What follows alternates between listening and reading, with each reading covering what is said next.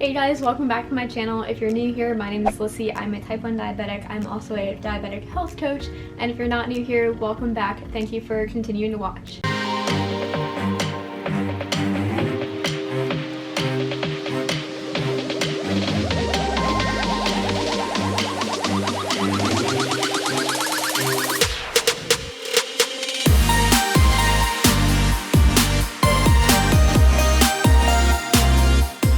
So I've been getting a lot of questions on Instagram, pretty much just about my health coaching business, how I got into it, how business is going, and how they can start as well. So I kind of want to bring this to video to give you guys all of my best advice, my best tips, and just kind of a backstory of how I got into this business and how it's going for me now. So then I can help you and support you in your journey if this is something that you want to do.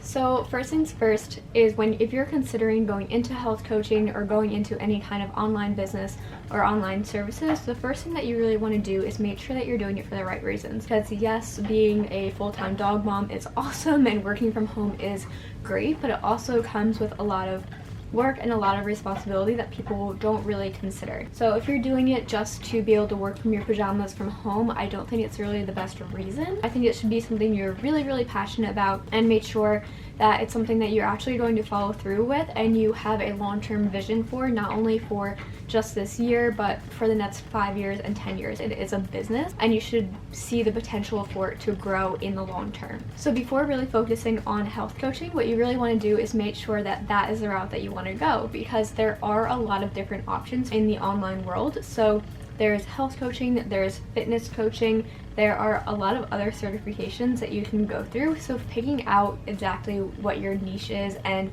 who you want to help and how you want to help them will really help you figure that out if health coaching is a certification that you should get.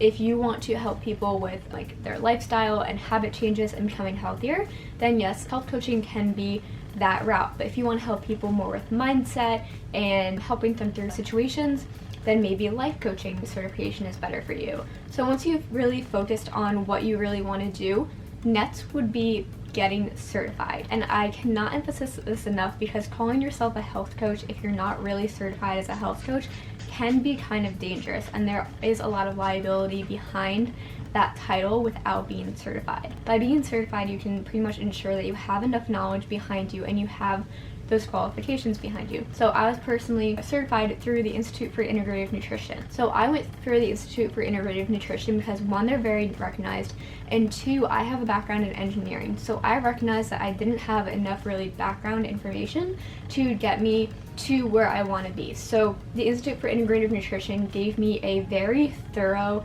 education on what I wanted to learn about. So with IIN, there are no prerequisites. You can just kind of jump into their program. And there are two options. There is the accelerated option, which is 6 months, and that would give you 2 modules a week, which is about, I would say, 10 to 15 hours of studying a week, so it is a lot. But if you do their year-long program, then it's only 1 module a week, and I would say that's probably about like 5 or so hours of studying a week. I chose to go the accelerated route because I was in my full-time job and I knew that I wanted to get out and I knew exactly what I wanted to do, and I was just really eager to get there. Another reason why I chose IIN was because they are very hands-on with their teaching. You're also getting I believe it's 8 coaching circles. They call them coaching circles, but that's when you go into a call with other people in the program, and they're pretty much guiding you through how to be a health coach. So not only are you getting the background education and the knowledge, but you're getting very practical and hands-on knowledge on how to actually be a coach and how to communicate with your clients and how to structure your program and how to carry out a conversation with those clients. So once you're certified, before even starting your business, well, depending on where you live, make sure that you are being registered as a business, because that's also another liability that then you have to worry about. But when you are registered as a business, one, it gives you the extra motivation of being like, okay, this is legit, I'm a registered business, I'm gonna treat this as a business, and it just kind of encourages you to grow and think kind of in that business mindset. Also make sure that you are secure with all of the tax regulations and everything. So obviously with that, hire an accountant and a lawyer and all of that. I'm not going to give legal advice, but just take that into consideration when you are starting a business, because it is a business. So with that, another thing about becoming a health coach or any kind of coach is that you should recognize that there are investments to be made. My very first investment was the actual health coaching certification. I will be very transparent with that cost. That was about $4,000. So it's a hefty investment, so you have to be sure that this is what you want to do or something that you're really passionate about learning about. With that, there's also the investment of becoming a registered business. So I think that's about like $200 to register, depending on what service you go through there. And there are also a lot of other investments that you don't really consider. There's a website investment, which is usually about $200 to $300 a year for subscription. There are different things like if you want to hire a professional photographer, or different services like Canva or Zoom, all of those things that you might need to actually construct your business and host the calls, create your PDFs and resources. Those are also other things that might cost you money after a certain point. So just take those into consideration. It's not all just making money, it's also spending money and making those investments. And in the first year, you might not make all that money back. But it's important to think long term of why you're doing it and how you can then grow and scale your business. With that being said, one of the best and most important investments that I make was hiring a business coach. Cannot emphasize this enough, because obviously getting the health coaching certification, they do cover certain things about how to market your business, all of that stuff, but there are certain things that a business coach can really teach you, especially in growing an online based business, that IIN or any other program really won't teach you. So I hired my very first business coach while I was still in the middle of my health coaching program, because I wanted to learn as much as I could, and I wanted to start building my business even before I had the certification, because there's so much in growing your business that you have to do before you even get to coaching. Her name is Morgan, Morgs Liz on Instagram. But what she really took me through was how to grow my audience, how to start promoting my offer without being salesy, how to launch, how to market myself, how to even talk to my audience, literally everything. So I 100% cannot recommend it enough. Get a business coach. I would definitely recommend starting with any business coaching program that is like a group coaching setting. So we had all of ours online and they were through Zoom. So they weren't in person, but you had a group and a community behind you. So I always had those people cheering me on, and I was able to learn from other people who were further in their business, or just learn off of what other people were doing. And it gave me that sense of community, because I am not gonna lie, having an online business can be very lonely. You are usually talking to a camera or talking to a screen with other people, or just working on the back end things.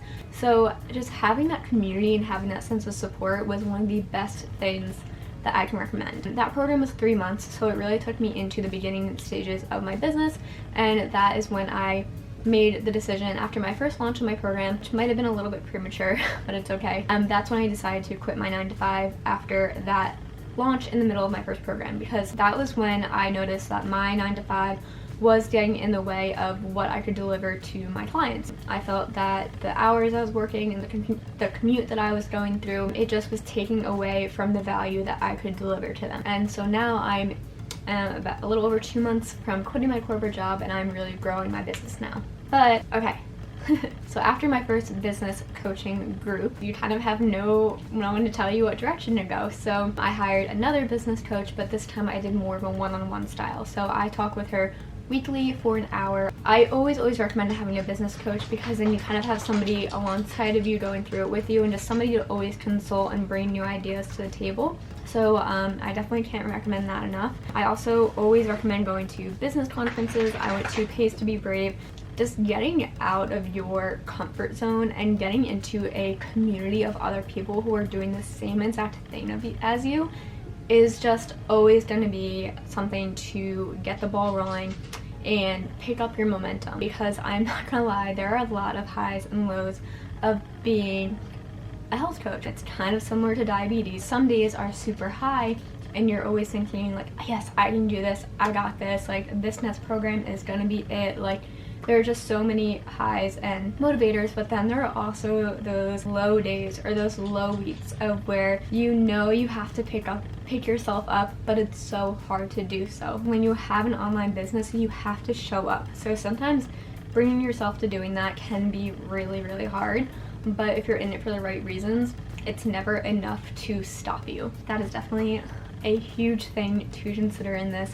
It's not all just getting clients, making money, and showing up. It's also a lot of work, a lot of things that don't go as planned, a lot of ideas that might turn to nothing, small ideas that might take over your whole business and really change the ropes of it. So yeah, that's kind of like my story of how I got started and my number one tips. If you guys ever want to join IIN, you can always tell them my name, and I believe that gets you $1,000 off. Yeah, gets you $1,000 off of the tuition if you tell them that Elisabeth Poyner referred you. So just another little perk right there. I'm so glad I got started when I did. I got started when I was most uncomfortable.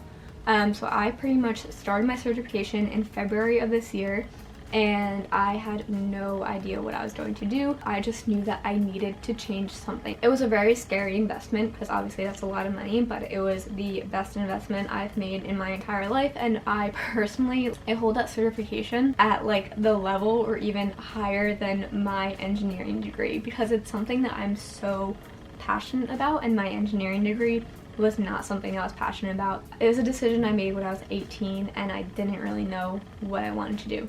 So if we're being honest here, that's what it was. I just think if something's really tugging at your heart, that you have to do it. Trust me when I say that's never gonna go away. I was a sophomore in college when I felt that tug starting. That started in 2015. It took me until 2019 to really take the leap and believe in myself. So the time to really take action would be now. So yeah, I hope this really helped you.